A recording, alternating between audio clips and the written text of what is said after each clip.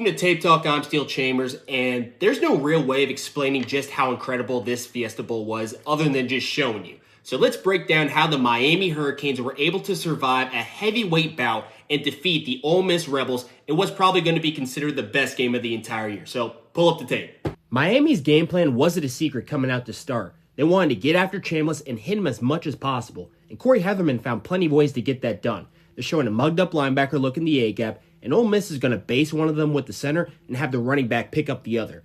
And this is where Miami plays a little bit of that cat-and-mouse game. They both come, but whoever the center picks up, he's going to pop back out, he's going to get into the throwing window. That forces Kawan Lacey into a one-on-one with the other backer, and that's a matchup they clearly favor. And you see why. He hits him with a quick swim move, he causes the pressure, he gets an intentional grounding, and it's a 3-and-out to start this game. But this was the real story of the game. Miami keeping the ball out of Ole Miss's hands with long, methodical drives heavily focused on the run game. They won first and second down, they got into third and manageable, or in this instance, fourth and short, and they found ways to convert. And this is nothing fancy here. It's just downhill, tough, hard-nosed football to keep the drive going and put some points up on the board. And you see why Miami went about this clock management game plan, because even after barely being on the field in the first half, Ole Miss shows you just how explosive they could be on any given play.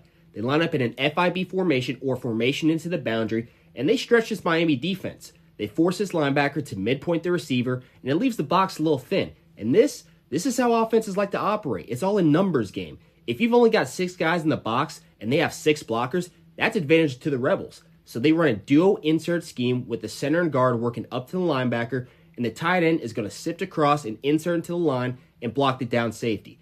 But the key mistake is made by this inside backer. He's supposed to stay in this A-gap and force Lacey to bounce it outside to their free hitter who's going to be coming down from deep.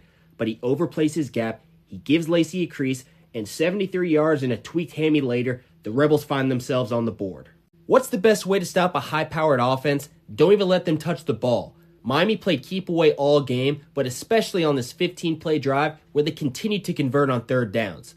Ole Miss is by no means disguising. It's a one-high safety look, off corners. They're playing a cover 3 zone. And a weak spot in these cover 3s are the seams right between the deep players. So Beck's got to find a way to expose these spots.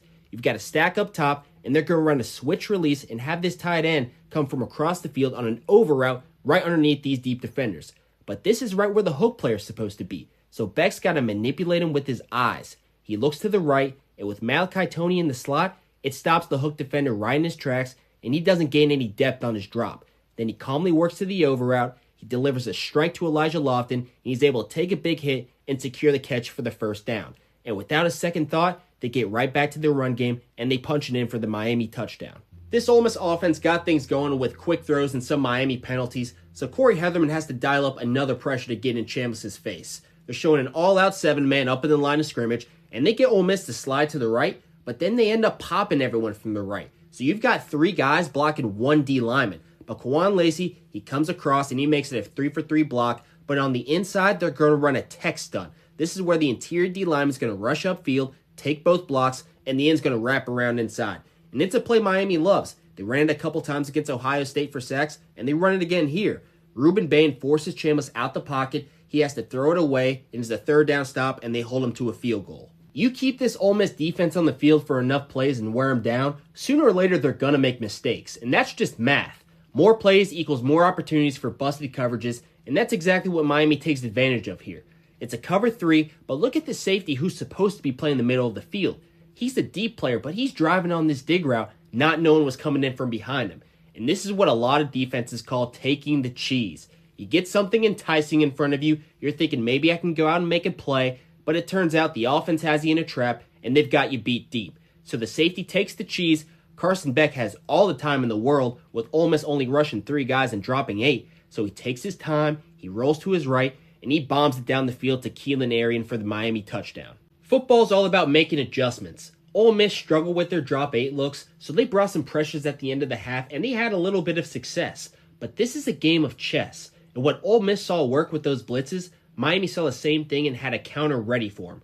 The Rebels bring a field pressure, and Carson Beck immediately slings it out to Malachi Toney on the screen. His linemen get out in front of him, and he's able to pick up another first down and keep this Miami offense on the field. Now, they don't score on this drive, but that's not a complete loss for Miami. You continue to pick up first downs, you eat up the clock, and you give that Ole Miss offense less time on the field. Because even with limited snaps, Ole Miss adapted to Miami's aggressive game plan and started playing a little fast again. They get another drive going, and they finally convert on a third down.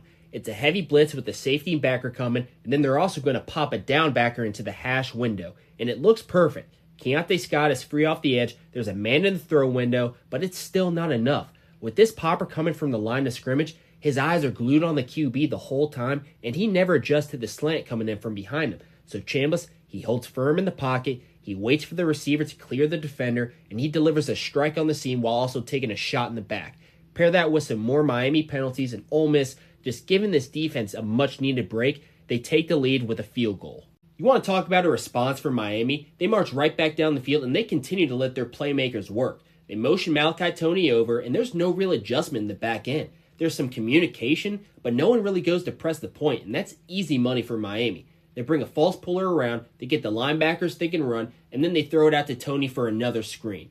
With the safety playing so far back, it gives the lineman plenty of time to get out in space, pick up a block, and sooner or later the rest of the O-line follows suit, and they create a massive wall. You got great blocking from the boys, Toney cuts it back, and Miami answers back in a big way. And yet again, you see these repeating plays pop up for Miami. They ran this play into the boundary against Ohio State for a big conversion, and now they run it again for a much-needed touchdown.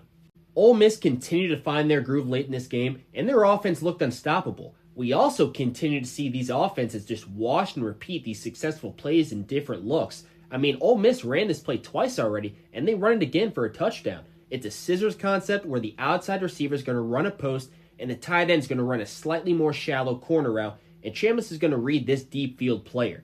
If he works inside over the post, he's going to hit the corner route. If he stays wide, he's going to rifle it into the post route on the hash. The post clears out the corner, the tight end breaks straight to the pylon in the voided area, and Chambliss finds him, and we've got yet again another lead change in Arizona.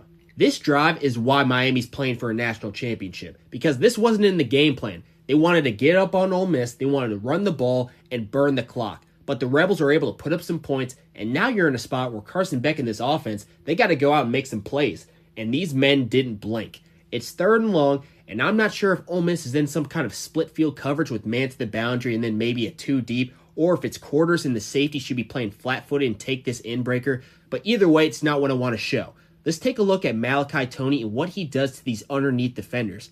He comes in, runs a whip route, but it's just enough his presence in the middle of the field to get these defenders moving up to him, and it opens up just enough room behind him for Keelan Marion to sneak in on a dig route where Beck delivers a big-time throw.